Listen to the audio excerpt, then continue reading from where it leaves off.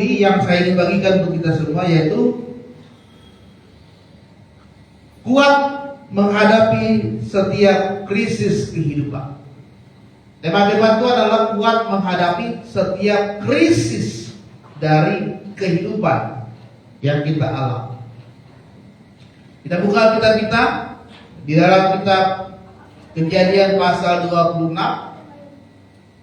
ayat yang pertama sampai dengan ayat yang ke-6. Kejadian pasal 26 ayat yang pertama sampai dengan ayat yang ke-6.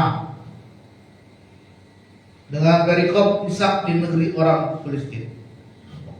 Maka timbullah kelaparan di negeri itu.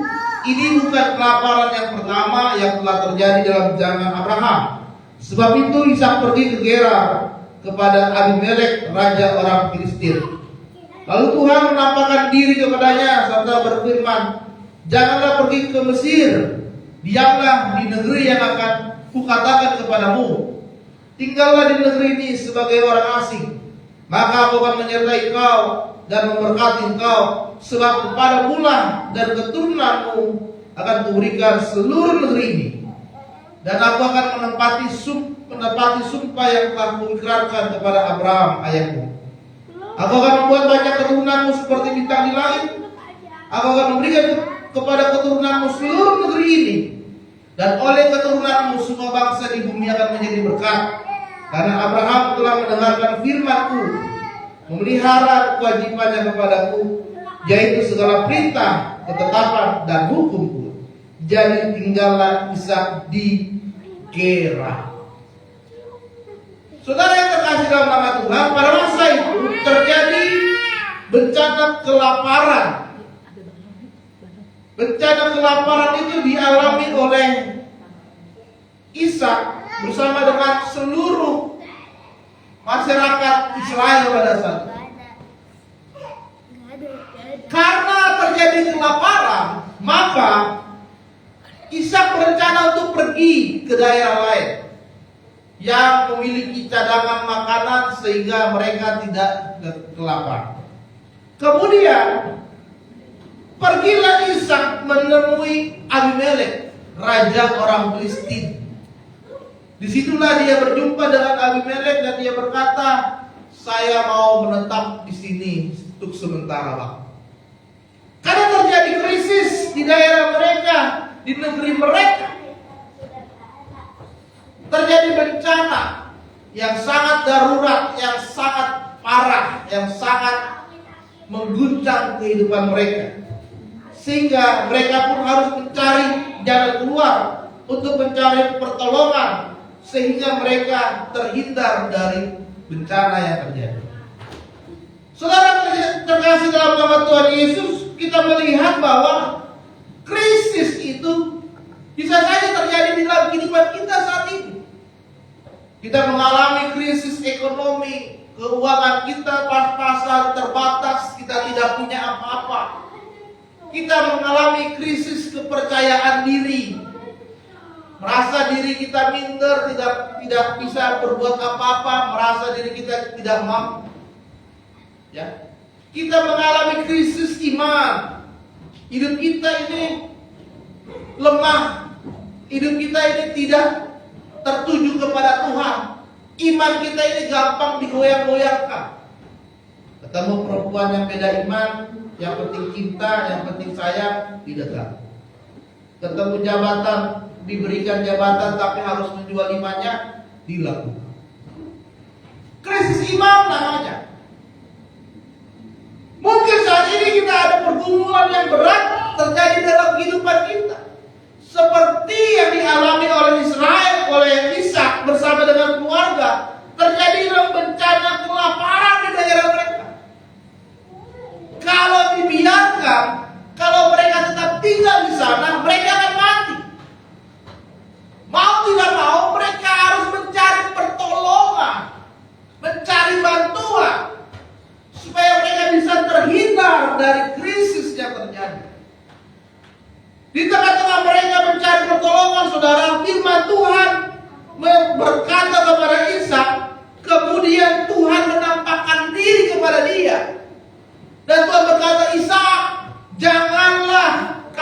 pergi ke Mesir.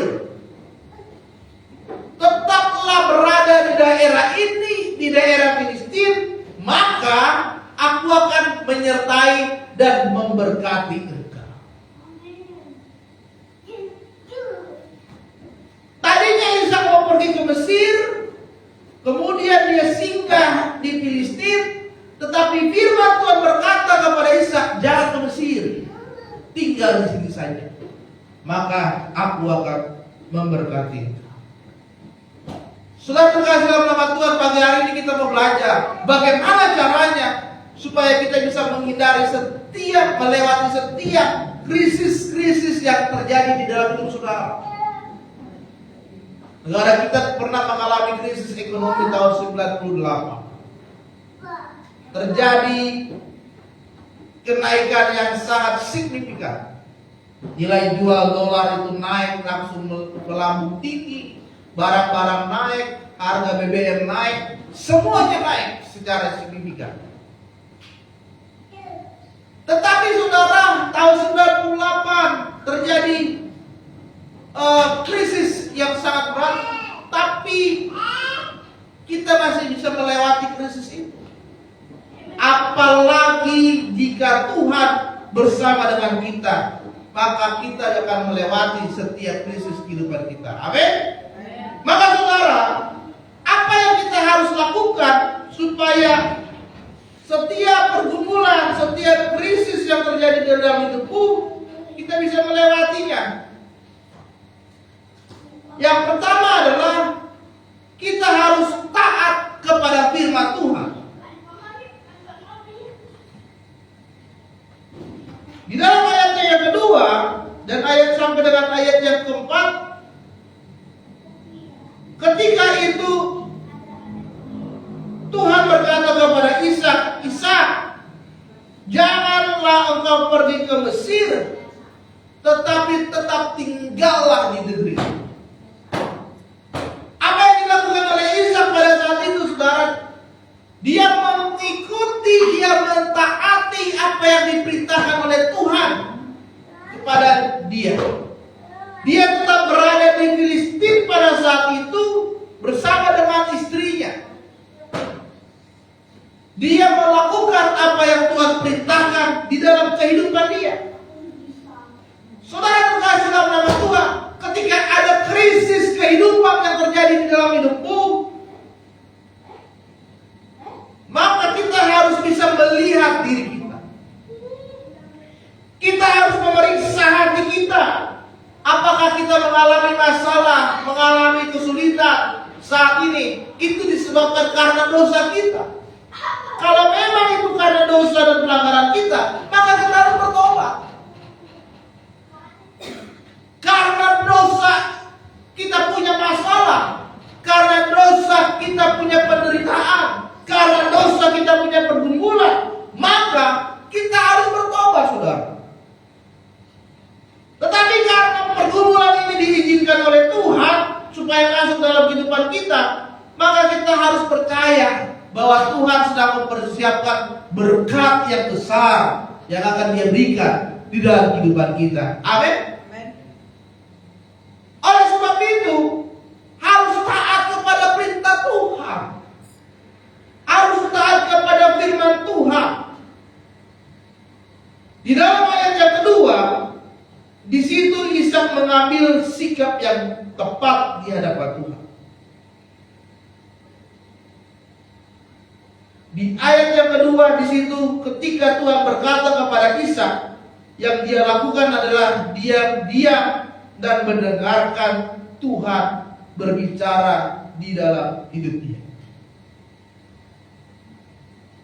Saudara terkasih dalam nama Tuhan Yesus, kita harus menyediakan waktu kita kepada Tuhan supaya Tuhan bisa berbicara kepada kita. Waktu yang terbaik kita berikan kepada Tuhan supaya kita dapat mengerti apa rencana Tuhan di dalam hidup kita. Bagaimana saudara tahu waktu rencana Tuhan kalau kita tidak punya waktu sama Tuhan? Waktu kita sudah habis.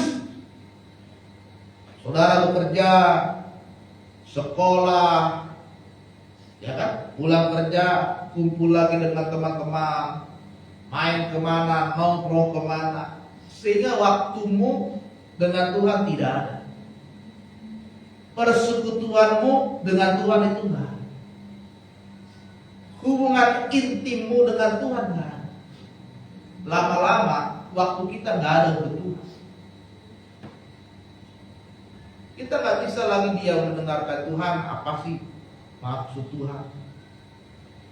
Kalau saudara ingin mengetahui bagaimana rencana Tuhan dalam hidupmu, harus sungguh-sungguh berdoa menyembah.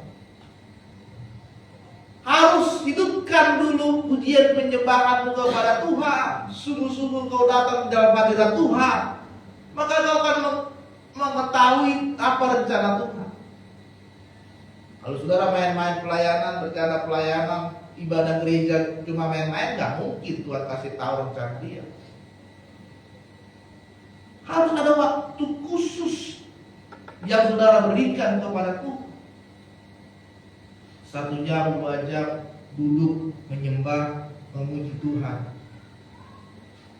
tinggal diam di dalam hadirat Tuhan, maka kau akan memahami apa rencana Tuhan. Ini yang dilakukan oleh Ishak ketika Tuhan memberitakan firman-Nya kepada dia. Dia diam mendengarkan perintah dan suara. Jadi saudara, ketika kau ingin melewati setiap tantangan itu, taatilah firman Tuhan. Amin.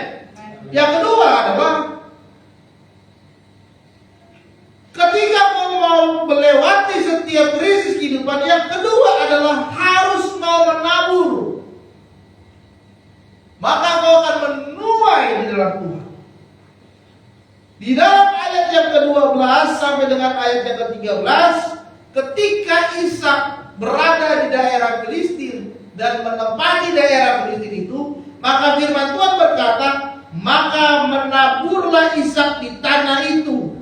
Dan dalam tanah itu, dalam tahun itu juga ia mendapatkan hasil 100 kali lipat, sebab ia diberkati Tuhan dan ia menjadi kaya. Makin lama ia menjadi sangat kaya. Dalam krisis, dalam kelaparan, dalam kekurangan yang terjadi pada saat itu, Ishak malah menabur.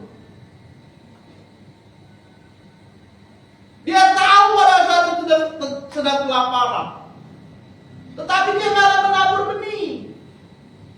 Dia malah menabur tanaman, dia tabur.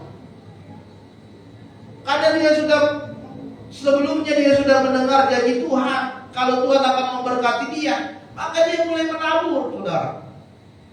Dan terus menabur. Bahkan firman Tuhan mencatat dalam 1 tahun itu dia mendapatkan berkat 100 kali lipat. Sehingga dia menjadi orang yang sangat kaya di daerah itu. Saudara terkasih dalam nama Tuhan, bukan di tengah-tengah engkau sedang berkelimpahan baru kita memberi. Tetapi dalam kekurangan kita memberi, kita akan melihat bahwa disitulah Tuhan sedang menguji, sedang melihat bagaimana pengorbananmu kepada Tuhan dan kepada orang. Di dalam 2 Korintus pasal yang ke-9 ayat yang ke-6 dikatakan bahwa orang yang menabur sedikit akan menuai sedikit, tetapi orang yang menabur banyak akan menuai banyak. Jadi marilah kita mulai menabur saat ini. Kita menabur berkat buat orang lain. Kita memberkati orang lain. Kita menabur pertolongan kepada orang lain. Kita membantu orang lain yang sedang berkesusahan. Kita memberkati pelayanan Tuhan. Jangan ketika saudara tunggu saya punya uang dulu lah Tuhan, baru saya akan bantu gereja ini. Tuhan, tunggu saya punya duit, baru saya akan tolong dia. Jangan sampai begitu.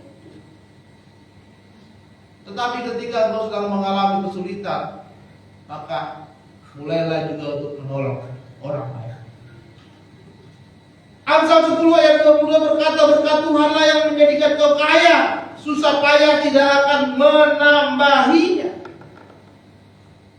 Yang menjadikan kaya Ishak itu adalah karena Tuhan. Mau kerja keras bagaimanapun, batik tulang bagaimanapun, kalau Tuhan tidak kasih, dia tidak akan diberkati oleh Tuhan. Tetapi yang menjadikan kita memperoleh kemakmuran, kelimpahan, kesejahteraan itu adalah karena Tuhan itu sendiri. Bukan karena kemampuan, bukan karena kehebatan kita, tetapi karena berkat yang diberikan oleh Tuhan. Jadi saudara, bukan karena kerja keras kita akan mendapatkan berkat, tetapi karena Tuhan. Karena Tuhan memberkati orang yang dikasihinya. Dan susah payah tanpa Tuhan, kita hanya akan menghasilkan kekecewaan. Amin. Yang terakhir saudara, bagaimana caranya supaya kita bisa melewati setiap krisis kehidupan kita? Yang terakhir adalah harus membangun mesbah Tuhan. Ayat yang ke-25 berkata, sesudah itu Ishak mendirikan mesbah, memanggil nama Tuhan, memangsang kemah di situ, lalu hamba-hambanya menggali sumur di situ. Saudara terkasih dalam nama Tuhan, mesbah itu adalah tempat di mana Tuhan itu hadir. Sehingga pada masa itu, ketika mereka melihat bagaimana Yesus, bagaimana Tuhan itu hadir, mereka akan membuat mesbah, dan mesbah itu adalah menjadi tempat korban bakaran, menandakan bahwa Tuhan hadir di tempat itu. Bukan hanya satu mesbah, banyak mesbah-mesbah yang didirikan oleh Ishak pada saat itu. Dia membuat mesbah di Sikem, dia membuat mesbah di Betel, dia membuat mesbah di Hebron, dan dia membuat mesbah di Moria. Ketika dia di Sikem, dia melihat bahwa Tuhan hadir di sana, dia bangun mesbah. Ketika dia di Betel, dia melihat bahwa Tuhan hadir di sana, dia bangun mesbah. Ketika di Moria, dia melihat Tuhan hadir di sana. Ketika di Hebron, dia lihat Tuhan hadir di sana, dia bangun mesbah. Sehingga ketika dia berada di sana, dia mengingat Tuhan, dia meningkatkan persekutuannya dengan Tuhan, dia berikan korban bakar. Kalau saudara mau melewati krisis di dalam hidupmu, bangun mesbah Tuhan lebih sungguh-sungguh lagi. Persekutuanmu dengan Tuhan semakin ditingkatkan lagi. Kesetiaanmu mengikut Tuhan harus semakin lebih lagi daripada yang sebelumnya. Kedekatanmu dengan Tuhan harus lebih lagi intim di dalam Tuhan. Itu orang yang membangun mesbah Tuhan. Saudara terkasih dalam nama Tuhan Yesus,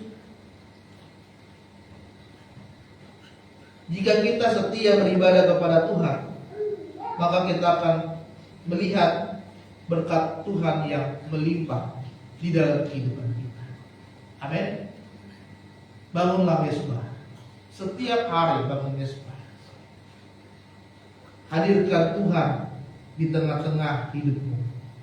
Hadirkan Tuhan di tengah-tengah keluarga. Maka kau akan melihat bagaimana penyertaan Tuhan nyata. Bagaimana penyertaan Tuhan terjadi